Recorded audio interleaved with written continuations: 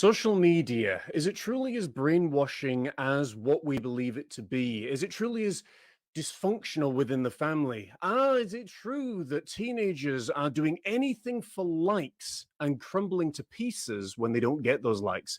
We're going to discuss that and so much more on this episode of Teen Life Coaching, so don't go away.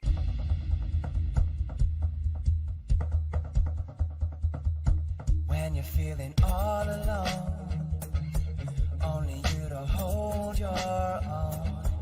No one there to help you, only there to hold you down. So stop, don't beat up yourself, 'cause it's everyone else. So don't look down, look up around, 'cause you are better. I can see it when the fire gets started. It takes a lot of tears to wash away. When they come and make you feel downhearted, don't hide away. And now it's feeling like the longest day. It's getting harder to find a will to stay. You gotta find the strength inside of you, so don't hide away. I can see it when the fire gets started. It takes a lot of tears to wash. Well, howdy there, friends. Hoping you're doing great, and welcome to another exciting episode of Teen Life Coaching. Today, we are going to be talking about social media brainwashing. Is it really as bad as what the experts say, or is it all a figment of the imagination? We're going to be talking about that and so much more. Obviously, here to join me, returning once again, my dear friend, longtime friend and business partner, Loree Bischoff, and awesome Josh Rosenbaum as well, here to provide valuable insight and everything. Folks, how are we doing today? Are we all well? Excellent. Excited for this topic. It's a big one. It is. It is a big one. It is. And I'm excited because the school year is almost up. So I get to recharge my batteries for the summer. So We're hearing that from a lot of teachers for sure. So social media brainwashing, is there a burning point that either one of you are wanting to start us off with?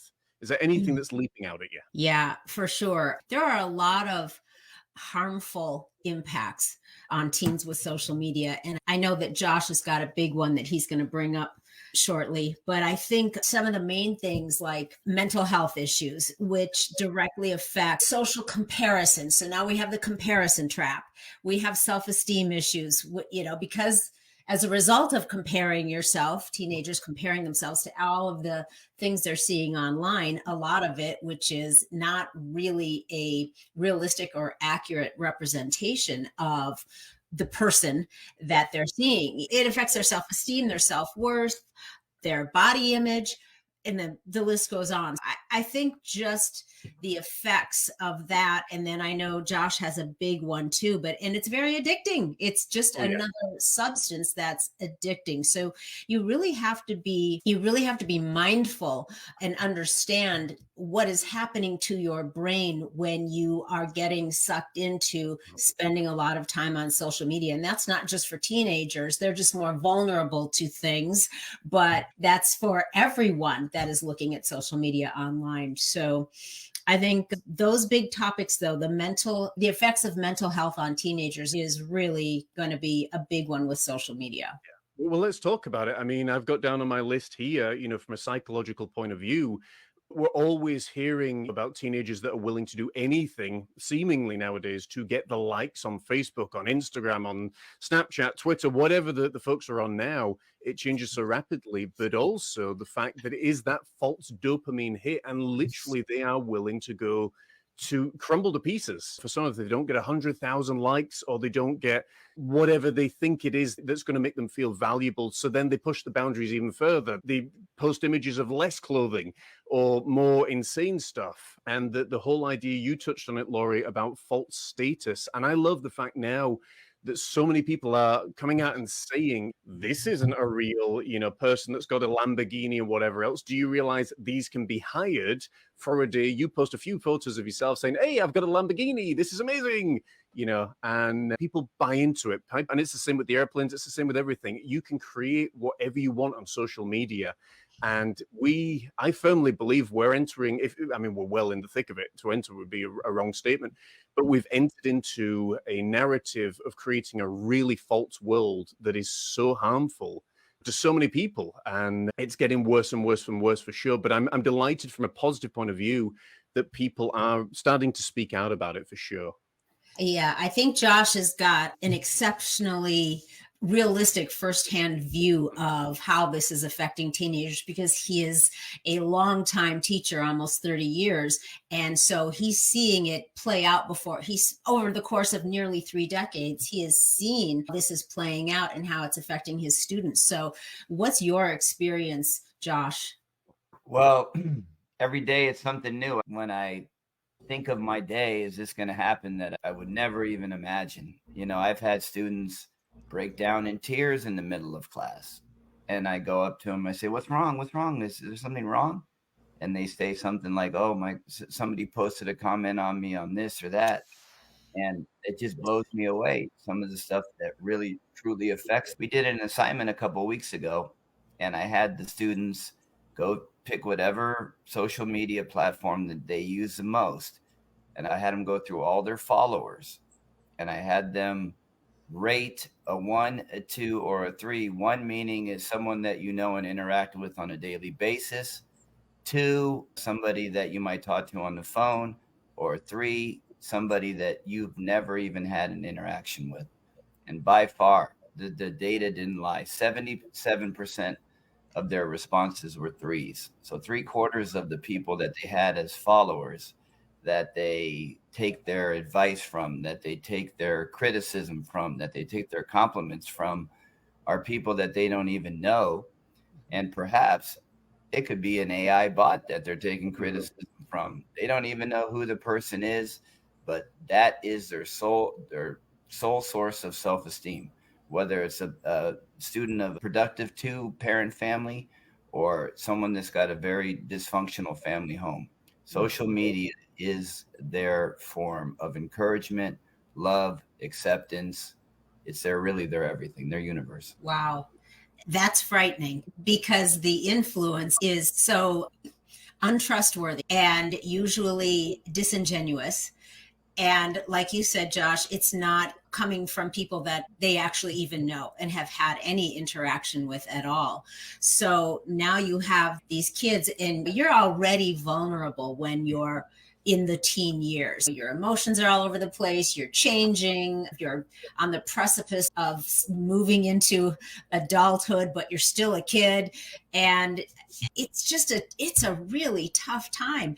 And so to complicate matters, having teenagers being exposed all day long to the nonsense that is coming through social media, because I think that the negative things for teens outweighs any of the positive. I really, really do. I haven't seen, and maybe it's out there somewhere, but I have not seen one research or study or report, official or unofficial, that shows a list of the positive impacts of social media on teenagers or on kids. But we hear all day long about the negative effects. And it's not even just the self-esteem and the mental health issues, which is big, but it's also sleep disruption. Mm-hmm. And I think that's a really important one because we all know that without getting the right kind of sleep and adequate sleep, you are not going to be able to function optimally during the day. And for teens, like a lot of people, adults too, they're on their devices before they go to bed. They're on their devices not only all day, but into the evening. And when you're on those devices, you're on your iPad or your phone, you're getting this blue light exposure, and that is a sleep disruptor. And there is data on that. It messes with the circadian rhythm. So it prolongs the body's natural ability to start to produce melatonin and fall into sleep. So you have teenagers, which already naturally their sleep drive is delayed much more than adults, meaning they don't get tired as early in the evening as adults do. That shifts as you get older. And you guys can remember when you were kids. I know when I was younger, you're still going strong at 10, 11, 12 at night, but you still need your 8 to 10 hours of sleep at that age. You just don't start getting it until later in the evening. So now they have the natural sleep drive that doesn't want to push them into a sleep pattern until much later. You have the disruption of the natural circadian rhythm with the blue light from their devices that they're on, getting God knows what fed into their minds. And then you have the crazy hours of school that start early, which cuts into where they would naturally get those 8 to 10 hours, because left to their own devices, they would normally go to sleep later and get their 8 to 10 hours in. They would just get up later. But now that's cut short too, because school starts at such insanely early hours in the morning. So they have a lot working against them. And now to add all of the negative stuff and the influences of social media, they're swimming upstream. Absolutely. We look at it as mental health practitioners all the time of what the effects are of being exposed to social media for so much of the day. And even as adults, you know, I mean, the amount of times that we've taught that you literally are in burnout because you see all these negative posts on Facebook. You're right to say that, Loree, you know, all over social media, TikTok, everywhere. And if it's not someone being provocative or pornographic or whatever, it's animals being abused, it's this, it's that. And somewhere somebody is getting a big kick out of this stuff, trying to get the most amount of money that they can, because studies have been shown and proven that it's the negative stuff on social media that people respond to. They don't respond to messages like this. You know, we're trying to take care of you. We're trying to look after you. Gets nothing. You post something about an animal being abused or someone being hurt, it gets 1 million views. And it gets the point. It's like, you wonder why. Again, my mother-in-law is a great one for source information, but why a lot of people seem really angry in our society, both here in the UK and in the US, probably worldwide as well. And I don't think you've got to look any further than where you're spending the majority of time, because you always talk about that, the top 5 people you hang out with, that's going to be your main influencers. Well, if you're hanging out with these influencers that are really toxic, and not toxic masculinity, none of that garbage, but if it's genuinely toxic, then you've got to ask yourself, okay, what can I do about it? And one of the things that I list was for parents. There was a conversation I was having this past week in preparation for this show. And Josh, I'm sure as having teenage boys in the house and everything, you'll probably be aware of this as well, that sometimes, not that you're forced, but you find yourself drawn into being on social media so as you can understand what the kids are talking about. Because if you don't understand what the kids are talking about, you've lost a communication point with your son, with your daughter. But equally, you're then exposed to stuff that you're like, really would rather not see this, hear it, all the other stuff. So I think there's a lot of stuff. And like you said, I don't think there's enough accountability right now for all of this. Well, let's do an experiment with you, John. I'm going to pay you a compliment and you try to decipher it. This is social media vocabulary. Okay, so here's the sentence. John, you got a lot of riz because you stand on business. Yeah, I mean, I'm so out of date now. Can you tell me what that means? Because that's social media lingo right there. Yeah, I'm assuming it would be something along the lines of you've got a lot going on because you're getting the stuff done. But as in terms of anything else, not even close? No, not even close. Riz means you have some pizzazz, okay. That you're outgoing. And stand on business means you stand up for what you believe in. And that you'll never back down from your oath and your ethics. So those are 2 terms I would not have known without being on social media. But it is interesting. I was just going to say, Josh, not to cut you off, but on TikTok, they were doing a video the other day, and it was with young kids, and they were talking in a language that it was like me trying to quote Shakespeare to a 10-year-old. It was like, what on earth are they saying? I can't remember the stuff offhand. I would need to go back and find it for reference. But it was like, I'm really glad I ain't a youth minister anymore. Yeah, for sure. I've fallen into the traps as an adult in social media. I have to have a little app that limits my time, because sometimes I can even sometimes go into the rabbit hole of social media and just get caught scrolling. It's something that not only students do, but adults do. But adults have a little bit more sense and experiences in life, where kids just go with whatever's in the wind.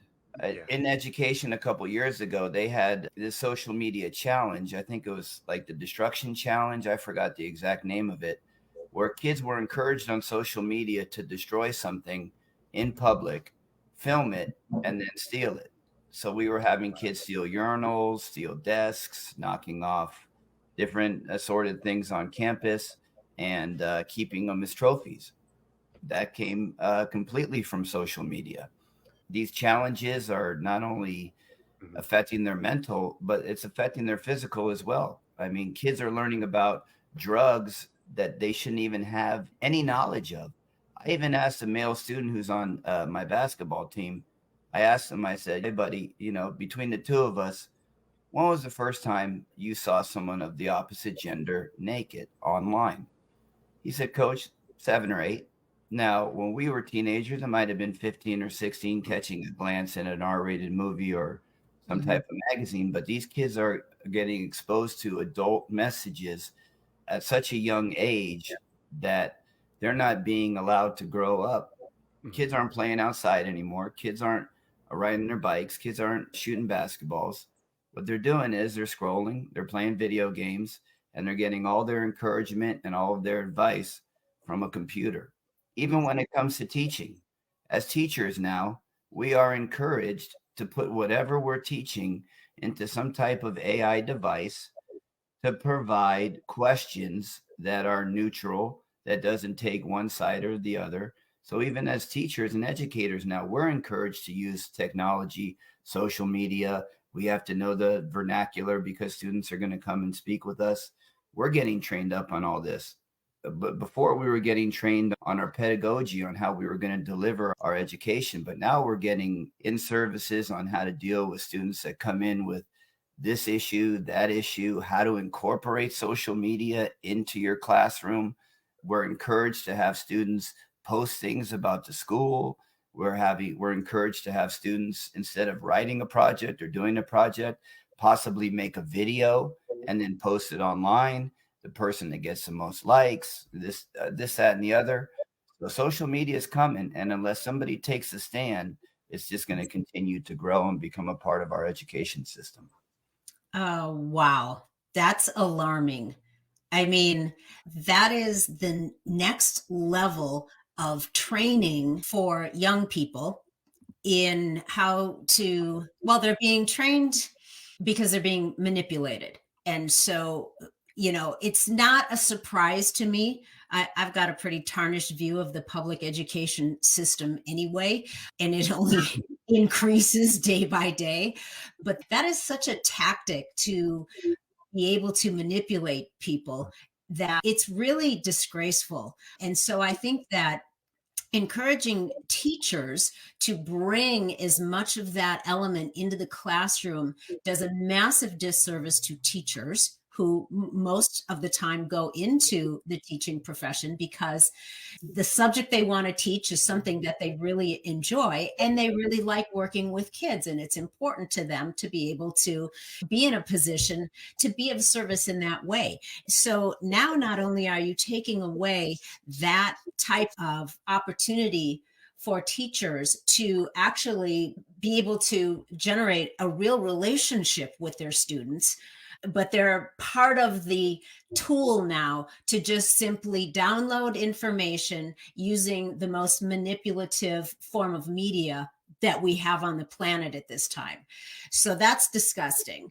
And not only that, but now you have almost zero control, right, Josh? Because you have kids that are allowed to have their phones on their persons most of all day long in school. Josh told me about an incident a couple of days ago that happened.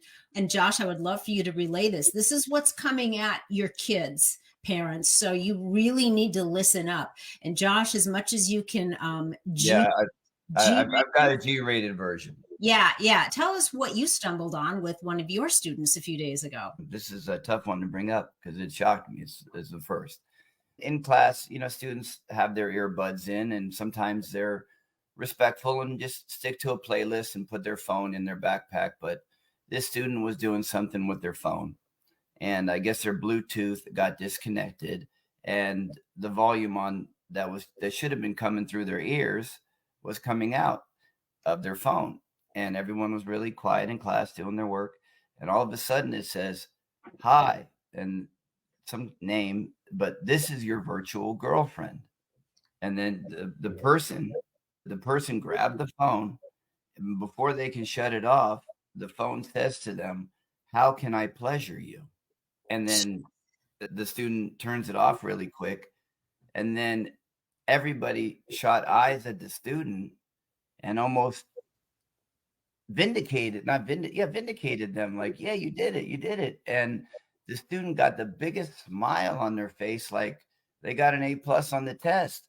And I look around and the students look at me in my eyes, and it kind of snaps them back into reality, and they get back to work. I didn't want to embarrass the student and make a big deal of it, but we just kept things rolling in class. But it's shocking to hear what was going through their ears. I thought it might have been AC/DC or whatever the current music is of the day, but it was some pretty obscure things. That's just nuts. That's nuts. And what is the average age of the students in this class, Josh? Like 15, 14? Yeah, between 15 and 17, a couple that are 14. And you were speaking about how teachers have to use social media and how we have to make AI and all that. I grade a lot talking to students, because communicating and having a one-on-one conference with the student takes out AI, takes out cheating, takes out copying. And I can have a 1 or 2 minute conversation with the student and truly know if they understood the concept that I was teaching without having them try to generate some phony answer on a piece of paper. It's a lot harder to do, but it's a lot more meaningful, and you can truly tell if the kid learned, because half of the stuff the students are turning in is something that they got a picture from their friend earlier in the daytime, and they're just regurgitating it on a piece of paper, or something from AI. You can even have AI specify, "Write me an essay with 14 spelling mistakes." That's a quality of 75% to try to trick the teacher. We're always behind, about 50 yards behind the students when it comes to technology. They really know everything. Amazing. Wow. So parents that happen to be listening to this, if you think that your kids are not being exposed to explicit information and videos and bots that are trained to be, well, you need to be much more mature to be able to handle that stuff. So you know what I'm talking about. You really need to talk to your kids. You really need to look at their phones. I'm all about everybody deserves their privacy. However, when you have minors in your house that you're responsible for, and when they have a device in their hand 24/7 that gives them access to everything in the world, all kinds of stuff that they are not emotionally mature enough to know how to deal with. If you don't know that that's going on, then you're really putting your head in the sand. You have got to look at their phones. You have got to look at their histories. You have to see what they're seeing. You have to see what is being funneled into their brains. Otherwise, you're going to be surprised someday, and you're way behind what's going on in their lives, especially if they're, I think, displaying to you behavior that is indicative of something's up, but you can't put your finger on it. You know, they just don't seem to be comfortable in their own skin, or they are just having an attitude of a lack of self-worth, or maybe they're a little bit, what seemed to be like, oh, just in a bad mood today, has turned into the normal state of not being in a good mood, or being, low, being depressed, low self-esteem. All of those things, those are red flags for you to be watching for, so that you can address them before something more serious comes as a result of that. So really, really pay attention. It's so important right now. It is. And furthering that a little bit more, when Josh was talking about the challenges, Josh, I'm sure you're aware, Loree, I don't know if you are, but it's gotten to a point now with one of the challenges that people would jump up and down. This was the DAF challenge that was on. You were asked to jump up and down 10 times. And the person asking you to do it would wait until 3 or 4 and then sweep your legs from underneath you so as you fall flat on your back. Well, someone actually fell. I can't remember if they broke their neck or busted their skull, but either way, they ended up dead. And this is from a challenge on social media. There was another one where it was either hyperventilating or holding your breath for as long as possible. And you get to the point again, and you can't necessarily put the blame on the kids because some of them are too young to, I don't want to say know any different, but at the same point, it's like this is all they've ever known. They've only ever known to click on a phone. So that's where they get their stuff from. And it brings it back to, like you were saying, Loree, and we've seen some comments that's come in as well, that there's no problem with taking somebody's phone. I'm going to play devil's advocate here because a lot of children and teenagers especially are going to turn around and kick up such a fuss. If you take their phone, they're going to literally be hell on earth.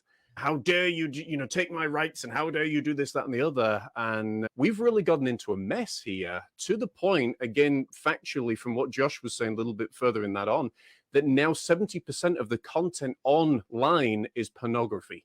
And that's a factual thing. So 70%, you've only 30% that's actually anything, maybe even beneficial. This is the culture that we're fostering, and there isn't enough policing of it to say, well, let's put this out there for the benefit. What are we actually doing for the generations going forward? Is this by design, or is this randomly happening, but over and over and over again?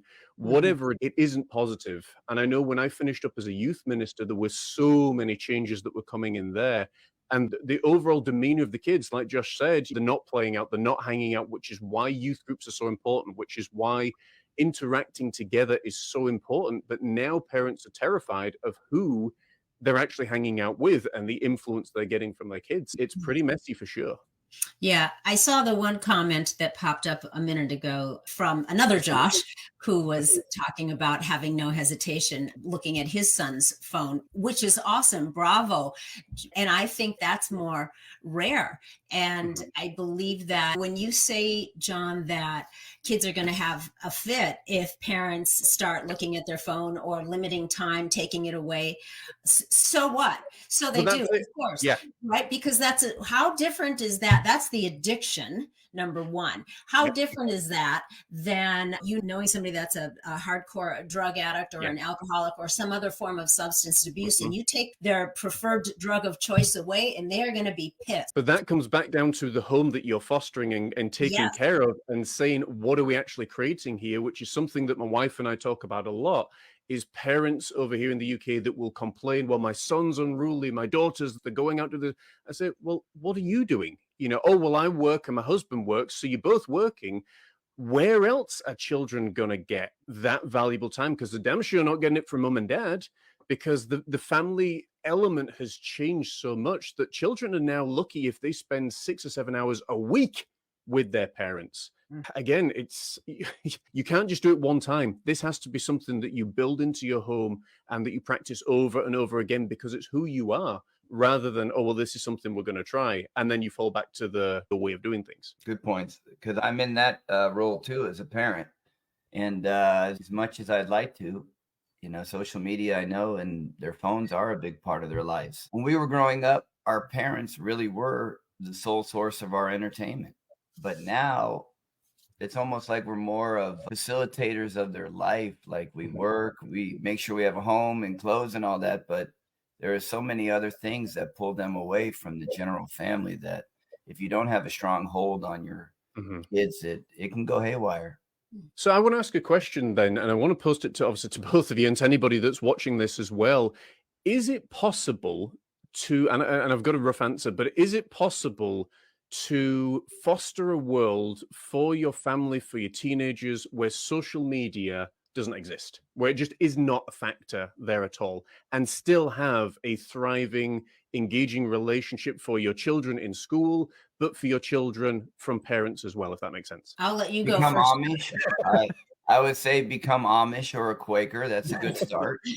I think maybe you can control it to a high extent, but unless you really guard your kids 24/7, they're going to have exposure to it. Because when they're at the mall or out of stores, they have ads where there's hashtags, and then they're going to wonder what those hashtags are. There are those little QR codes all over the place, and that takes them to stuff. You got to really be guarded, but it would be very difficult, in my opinion. Yeah, it is difficult. And I think that it's unrealistic to, unless, like Josh said, you're going to become Amish or something. But I think it's not going anywhere. It's here to stay, just like all of our technology, just like AI. It's not going to go away. So your responsibility as a parent, our responsibility as the parents, are the ones that should be deciding how much are you going to allow. That's one thing, because you can take the device away. You can say, okay, as long as you're at home during these hours, none of this. So you can have some element of control. But I think the other thing that gets a little bit lost is then, since it's something that's not going away, it's incumbent upon the parent to educate themselves and their children on how to use social media and not be used by social media. You have to get savvy, and you got to roll up your sleeves and get in and understand the implications of this. And you have to teach your kids what is wrong with this, what's bad about it, what's okay, and what to watch out for. You have to arm them with knowledge so that they don't get caught in some pretty negative, dark things that happen every day to teenagers with regard to social media. So since it's not going anywhere, then you really need to roll up your sleeves and get in the game and teach them and educate them about it so that they are less vulnerable. I completely agree. And that comes back to the point that we talked about earlier on, which is if you don't understand and have that communication point and, as you say, get involved with social media, you're missing out on A, what the kids are talking about, but B, what is really going on in their world. And as a parent, I think it is your responsibility, if you're going to have kids, to be involved in your child's world. And over here in the UK, that's not happening enough because, again, their mum and dad's out working. They're trying to have it all. And when you hear about some of the ways that they're financially struggling when they really shouldn't be, it's a whole other topic. We won't go into that. But when mum and dad are really struggling financially, despite bringing home 30, 40, 50,000 a year, you start to look at, well, where you're spending your money, what's going on. What's really important here is how you're raising your kids. Otherwise, what was the point in having them? Simple as that. Yeah. And I think that talking about the family aspect is a really big piece of this puzzle, because I think that there has been a steady breakdown of the family unit, at least here in the US. And kids are going to look for some way to fill the void when the parents aren't there and when there is not regular family time. So as far as parents go, I understand that everyone's making choices, and you're telling your kid how much or how little of a priority they are by how you spend your time and where your attention is as the parent. So I get it. Everybody's got to make a living, but sometimes it's easy to get caught in that trap of, we need to have two incomes because we want to have all of these things and we want to maintain a certain lifestyle. Meanwhile, that means a less quality family time for a lot of people. So if that's the choice you're going to make, then understand that one of the consequences may be that your children are getting more involved with other things that are influencing them other than you. So it's not rocket science. If you want to have a good, solid relationship with your kids and you want to make sure that they have a good, solid foundation, values, morals, that they understand what's going on in the world at large and how that is going to influence them and affect them through social media. If you don't want them to be swept away and all that, then it's incumbent upon you to create the quality time at home that you are doing things together, where you can be the positive influence, the primary influence, and you can teach them the value system that you want them to have, and you can arm them against those types of dangers. that come through social media. It comes down to, if you're not being influenced by something that you want, you are going to be influenced by something that you don't want. And as the parent, it's up to you to do your utmost. And again, it's not going to be a foolproof plan, but it's up to you to do your utmost to try and ensure that whatever you're being influenced or whatever your child's being influenced by is actually something positive. And we've talked about this before on other shows. When spiritual practice is taken out of the schools, then you ask it, what are you leaving yourself open for? There's a lot of interesting things that are going on for sure with regards to social media and just the chaos that's there. The question, I suppose, that I'm pondering at the moment, and Josh, you may be able to answer this one and facilitate a great answer, is what is the need for a teenager to have social media now? Aside from connecting with their friends, is there anything else that they actually need it for? Josh is in the hot seat. Yeah, no, I would say, even if it's a hobby that they have, like I have the hobby of wrestling. I use social media a lot for wrestling, but a lot of weird stuff just pop into my feed, but I'm able to block that. No, I mean, a lot of them use it to direct message other people because they don't have a phone. It's fine. News is fine. No, I think kids would be fine without social media. I think I turned out okay. But it is interesting. I was just going to say, Loree, that it's the interesting point that the kids nowadays, the majority don't have an email address, as far as I'm aware, and they don't use it, at least. Majority of people don't call anymore on the phone. So it is all social media, social media, social media. And it is just an interesting little switch that's happened there. Sorry, Loree, go ahead.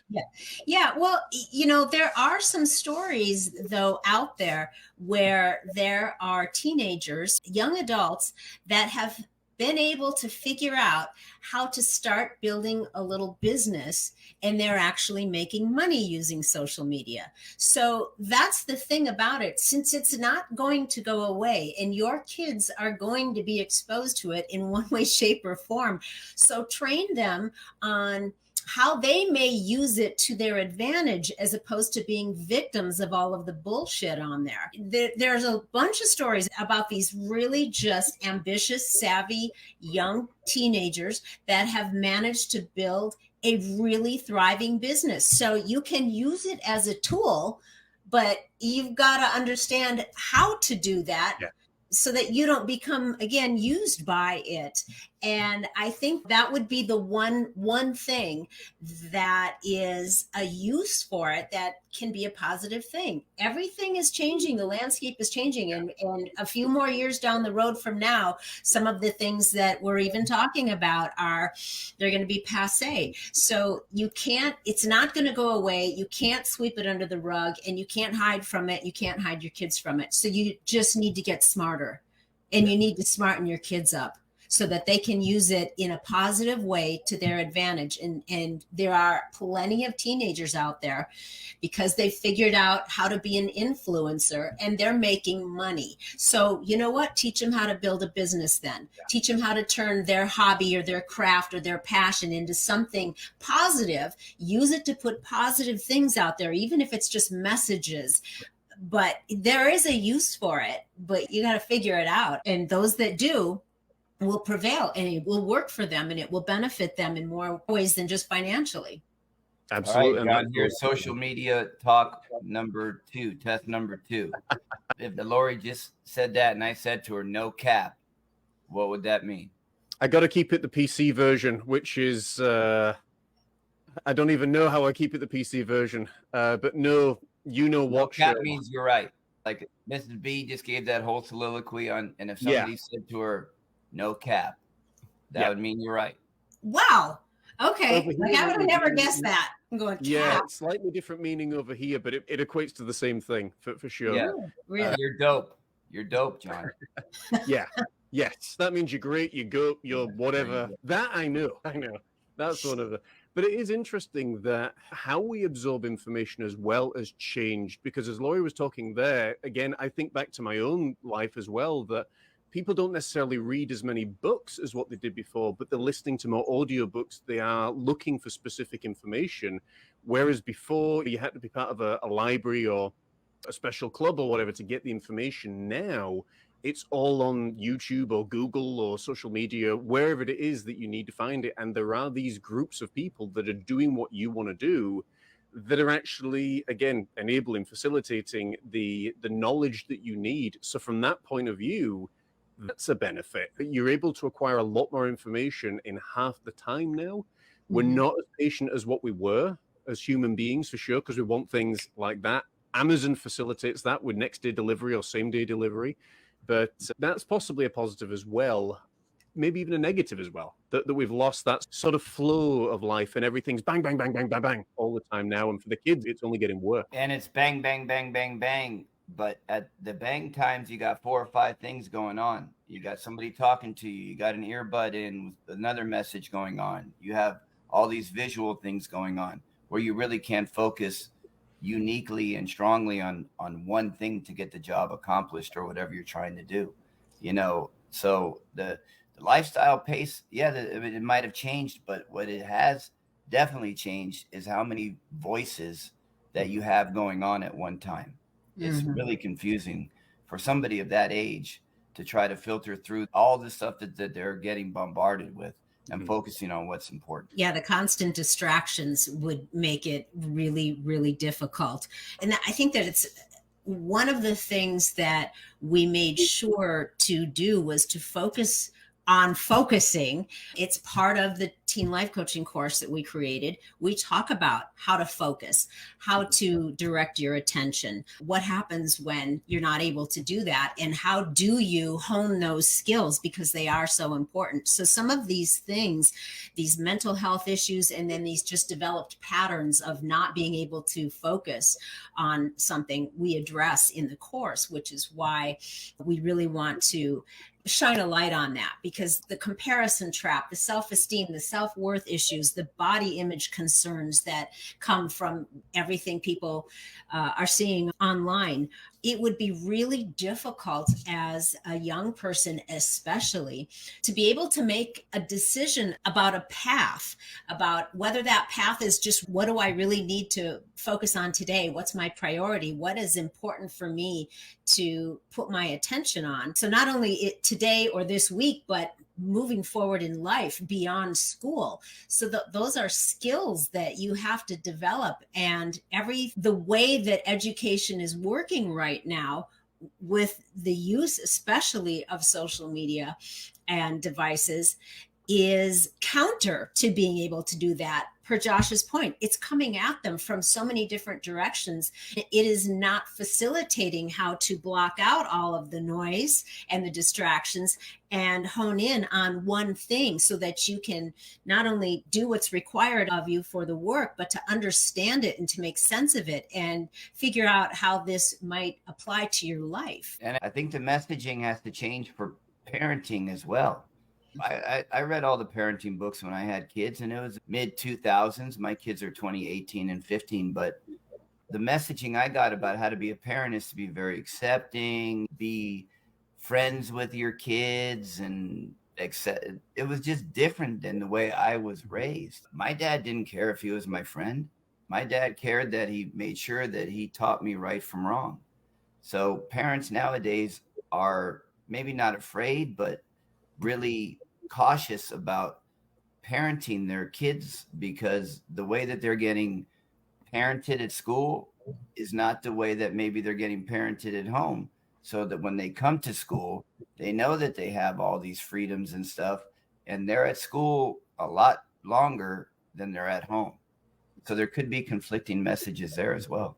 Absolutely. We know there are. The conflicting messages, which is putting it mildly, were revealed during the lockdowns, when parents started to see exactly what the messaging was and got really upset. That's a good point, Josh, about parents, the parenting style, not for everyone, but there has been a trend for parents to be not only much more, rather than a disciplinarian, a friend to their children, but also overprotective in certain ways. So when I was raising our kids, when we were raising our kids, and I was reading different parenting books like you did, Josh, one of the most impactful messages from one of the books I read, which is that this stands the test of time. Your kid need to feel a sense of belonging and that they're significant in your family. And if they feel belonging and significance, that is part of their whole foundation. That is something that is really important for the parents to provide.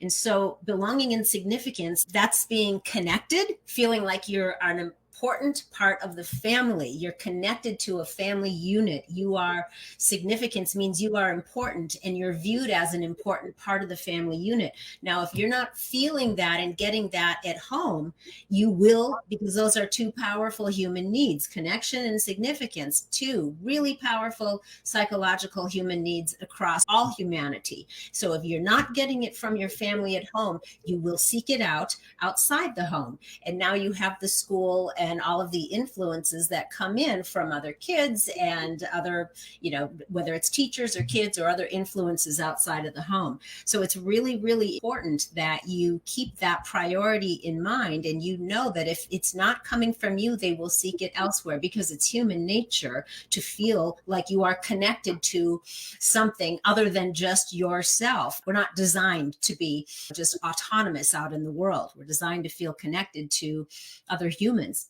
So I think that's something that parents can easily forget, because they are fulfilling their own psychological human needs of being connected and significant. And sometimes the family and the kids start to take a back seat, not intentionally. They just don't realize it, because they're trying to be important and significant in their work and with their own peer groups and with their own goals that they have going on and their ambitions. And it's easy for people to slide into a pattern of not making the family and the kids, making sure that they feel those needs are being fulfilled. So I think it's really important that people are aware of that, and that you really sit down and think about and evaluate how that's going in your household. Ask your kids, ask them if they feel important, ask them if they feel like they're a priority.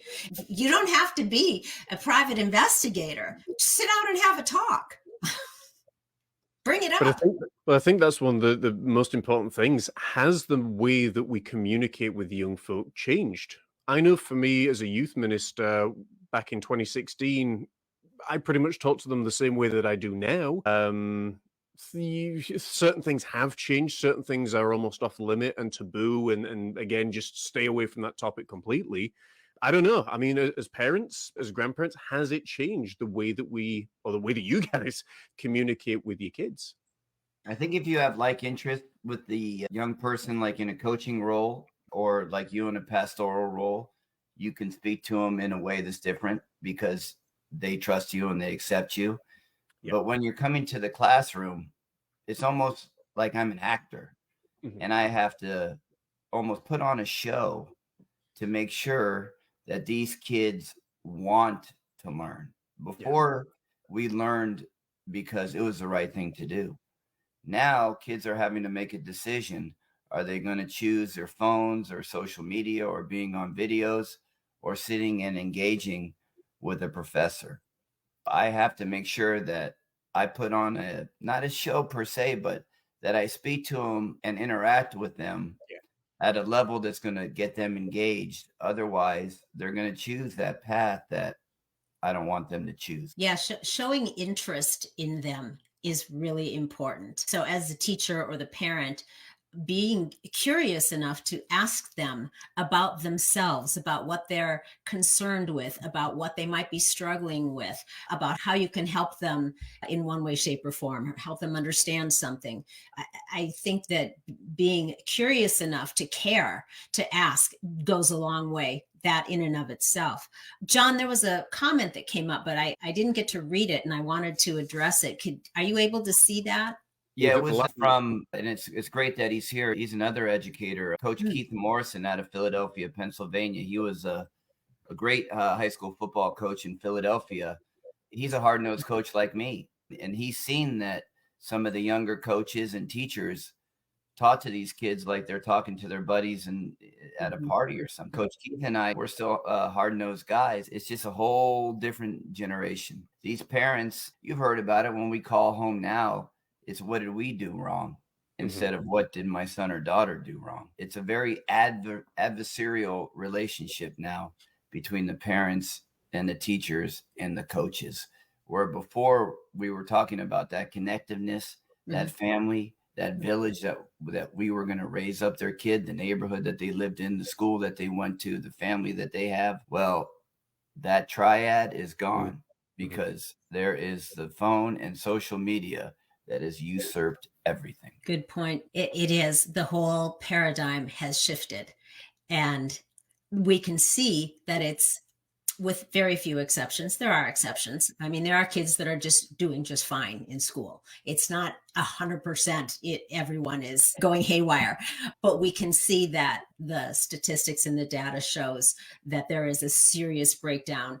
All of the standards are lower. How they are excelling or not excelling, it's all deteriorating greatly. And there's all kinds of data that shows that. So we know it's not working. We know the new paradigm is failing our kids, everyone's kids, miserably, terribly. So as a parent, you're the one that gets to make the decisions. And if you don't like what you see going on, if you do not like how your son or daughter is behaving, if you do not like what is going on with the school that they are in, then you have 100% control to make some changes and pull them out and find an alternative.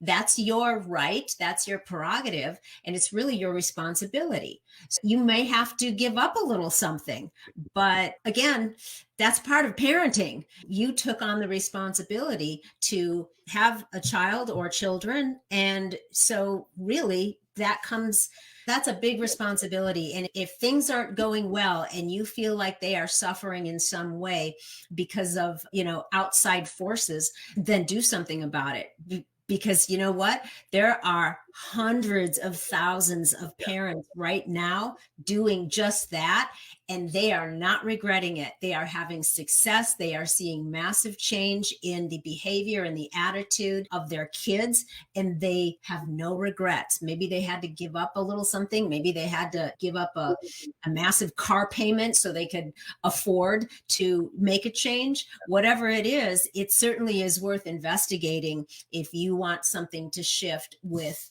the circumstances around your teenager. Well, that's the whole thing, because at the end of the day, as Josh said, as we've talked about before, when you are sending your kid off to school, that's at least 8 hours a day that you have lost with your kids. It's 5 days a week.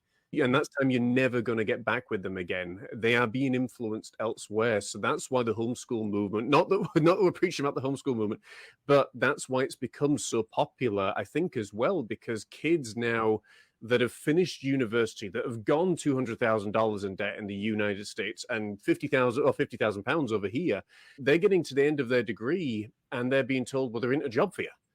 So they're saying, well, what is the value in traditional education for me? Why not study that which I desire to become, rather than having to do all of the other things that are going on? And what homeschoolers have found out is not only can you do that, but you can actually get done the full working day, this full school day, usually in about 3 hours with your kids. So it's a fraction of the time. It's a lot less stress. There's a lot more things that are going on. I think there's a lot more to be said for homeschooling, like it used to be, than there is certainly going to the institutions, certainly here in the UK.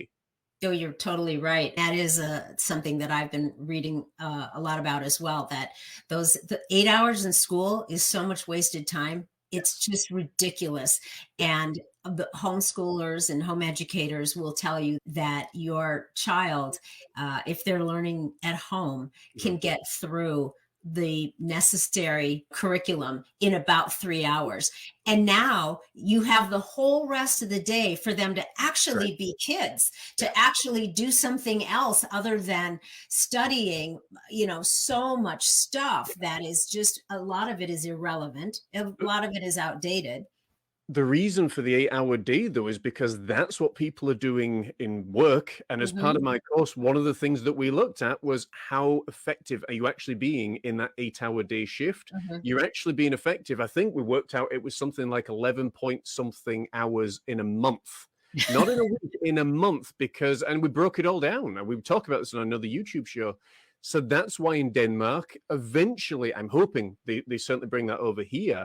But in Denmark, they start at 10, finish at 2. They're more productive, they're more focused because, again, it's shorter bursts of time. They're more engaging with their family because they're not coming home absolutely exhausted and just not wanting to interact. So I think I'm delighted that there is a shift that's going on. And Loree, like you rightly said, if something isn't working in your life, in your family, you have the ability to change it. Regardless of what law says, government says, anything else that's there, you actually have a lot more power than what you think you do. You've just been conditioned to believe that you don't. I'm noticing time as well. So as we come to the end of this episode, is there anything that either one of you is just, I've got to say this before we finish with regards to the topic of social media and brainwashing? I'm going to hand it over to Josh. I've said everything I feel I need to say today. No, I'm excited that the dialogue is getting put out there, and homeschooling is great. But, I still got hope for our public school system, but it's going to take a lot of work, and it's going to take a village to raise these kids. And unless everyone's willing to buy in, public schools are in trouble right now. Young people don't want to become teachers, and older people are trying to get out of teaching. So it's a really difficult time now for public education. Yeah, I lied. I do have one last thing to say now. I thought you would. Because when you said that, Josh, I really believe that I don't believe there's a lot of hope for the public education system because it's an arm of the government. So I think that I don't have a lot of hope that you're going to be able to reinvent the public education system. And if it is a possibility, I think it's a long way down the road. Yeah. I think what's going to happen is it's going to become less relevant because there are so many really motivated, ambitious, and intelligent people out there going, we'll just create something different. We're going to create alternatives. And they're already starting to pop up all over the place so that people have other choices. And they're not necessarily only choices like it's a private school, so you have to have, a certain level of income to participate. That's a different animal. There are all kinds of other alternative ways to educate your child now that are besides homeschooling. And there's micro schools, and there's a bunch of other alternative schools popping up. There's a college that is coming up in Austin that is totally different. It's totally not like what we have seen happening with the colleges that are all now as well just have gone down the toilet. I think that what's going to happen is they are just going to become less and less relevant as other more schools pop up that are much more in tune with what young people really need as far as education, how they learn, what's going to benefit them the most to build a life beyond school. And I think as just to further that point, before we wrap up, I know we're going over, it's fine, it's an internet show, we're all good. But we have to remember what the school system was designed for. It was designed, yes, to give kids an education because the working world was changing. Well, guess what? The working world has changed again. We've got more entrepreneurial-minded people that are there now that are going out and saying, again, like Loree said, like Josh said, we can do something different here. And I think, again, everything is always in a state of change. No matter what happens, it's always in a state of change. And I've got hope for the young people of the future, but I've got to agree, Loree. It's like we're 2-1. I don't have a lot of hope for the institution the way that it is now, but that doesn't mean it can't be changed. So if there is no further business, folks, we want to thank you all for watching. Take care and join us for the next episode. Don't forget to do all that great stuff like share and subscribe. Share it with your friends because this could be the thing that they need to hear in their hour of struggle. And it's a pretty poignant topic. So this information needs to get out there. And thank you, everyone, for commenting and watching today. And we'll catch you in the next episode. Take care. Bye-bye.